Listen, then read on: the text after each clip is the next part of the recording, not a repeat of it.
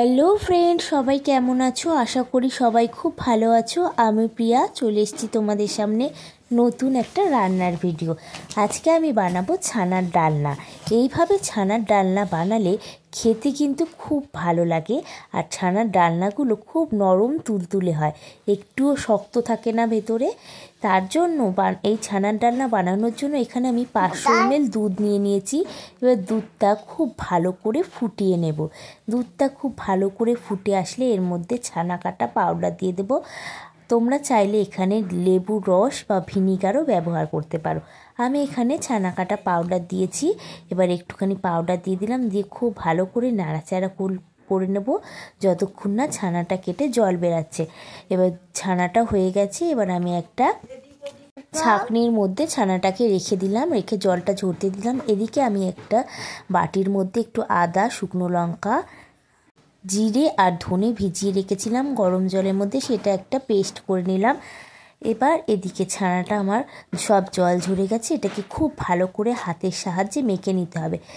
এর মধ্যে আমি কোনো ময়দা ব্যবহার করব না, এরকম শুধুই ছানাটাকে খুব ভালো করে মেখে নিলাম।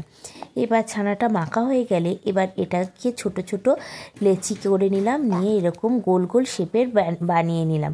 এবার কড়াইতে তেল দিলাম আর তার সাথে একটু ঘি দিয়ে দিলাম। এবার ঘিটা তেলটা গরম হয়ে গেলে এই ছানাগুলো একটা একটা করে দিয়ে ভেজে নিলাম। খুব বেশি ভাজার দরকার নেই, আর গ্যাসের ফ্লেমটা আস্তে দিয়ে ভাজবে। এবার ভাজা হয়ে গেলে একটা বাটিতে গরম জল নিলাম, সেই গরম জলের মধ্যে একটু নুন দিয়ে এই ভাজা ছানাগুলো দিয়ে দিলাম। এভাবে ছানা রান্না করলে ছানাগুলো খুব নরম হয়। পনিরটাও এভাবে করতে পারো, গরম জলের মধ্যে দিয়ে রান্না করলে এটা খুব নরম থাকে। এবার আমি ওই কড়াইয়ের তেলের মধ্যে দুটো আলু ডুমো ডুমো করে কেটে রেখেছিলাম, সেই আলুগুলো একটু নুন আর হলুদ দিয়ে ভেজে নিলাম। যেহেতু আলুগুলো আমি সেদ্ধ করে রাখিনি, তার জন্য আলুগুলো আস্তে দিয়ে গ্যাসের ফ্লেমটা খুব ভালো করে ভেজে নিলাম।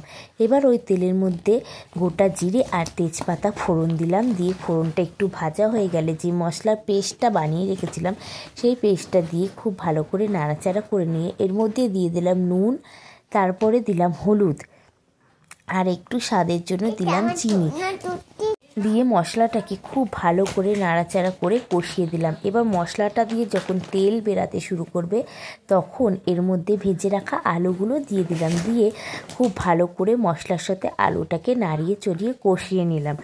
মশলাটাকে খুব ভালো করে কষাতে হবে, যত সুন্দরভাবে মশলাটা কষানো হবে ততই রান্নাটা ভালো হবে।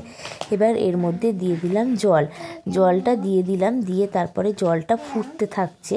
ততক্ষণ আমি এদিকে একটু গোটা গরম মশলা, লবঙ্গ, এলাচ আর দারচিনি একটু বেটে পেস্ট করে নিলাম। তারপরে এইদিকে দেখো আমার আলুটা সেদ্ধ হয়ে গেছে। এবার এর মধ্যে ছানার বড়াগুলো দিয়ে দিলাম, দিয়ে এবার খুব একটু নাড়াচাড়া করে তারপরে এই গরম মশলাটা দিয়ে দিলাম, দিয়ে তারপরে নামানোর আগে ঘি দিয়ে দিলাম। এইভাবে একবার রান্না করে দেখো, ছানার ডালনা খেতে কিন্তু দুর্দান্ত হয়েছিল। সবাইকে ভিডিওটা পুরো দেখবেন প্লিজ, আর রান্নাটা কেমন হয়েছে অবশ্যই জানাবেন।